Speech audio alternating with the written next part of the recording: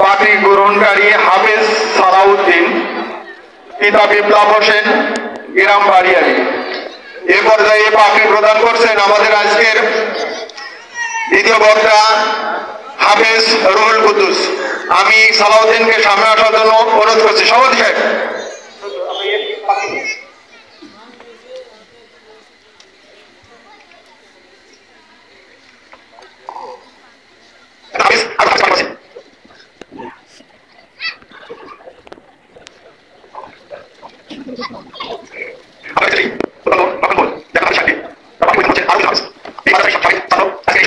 অনুষ্ঠানের সভাপতি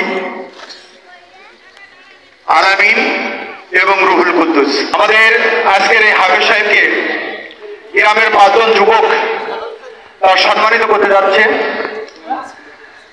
হাফেজ সাহেবকে সম্মানিত করতে যাচ্ছে একটি কোরআন শরীফ দিয়ে।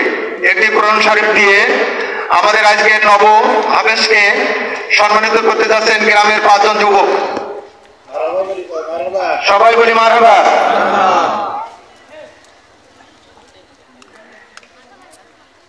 তারপরে রেডি থাকবে, যেহেতু গ্রামে হাফেজ যখন তৈরি হয় তার লজিং ম্যান থাকে নাকি?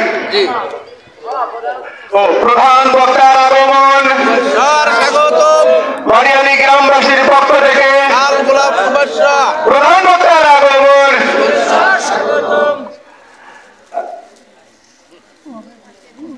এ পর্যায়ে যেহেতু একটা লজিং ম্যান থাকে না, কিন্তু আসলে সালাউদ্দিনকে লজিং ম্যানের প্রয়োজন ছিল, সে আমাদের গ্রামের ছিল না।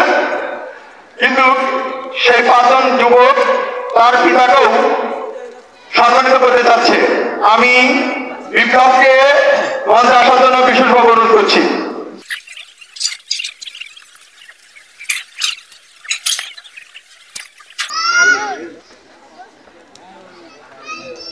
বিপ্লব হোসেনকে একটি জায়নামাজ প্রদান করছেন আমাদের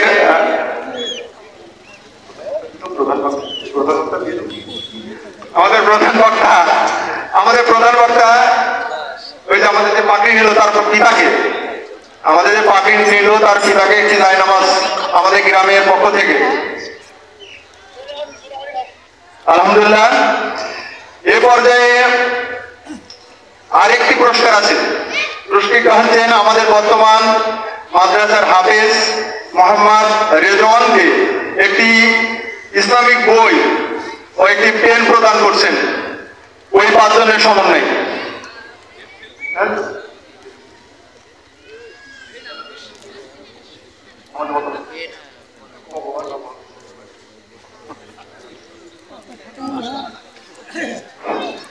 যাক আলহামদুলিল্লাহ, আমরা আমাদের আজ পাগড়ি প্রদান অনুষ্ঠান শেষ করলাম।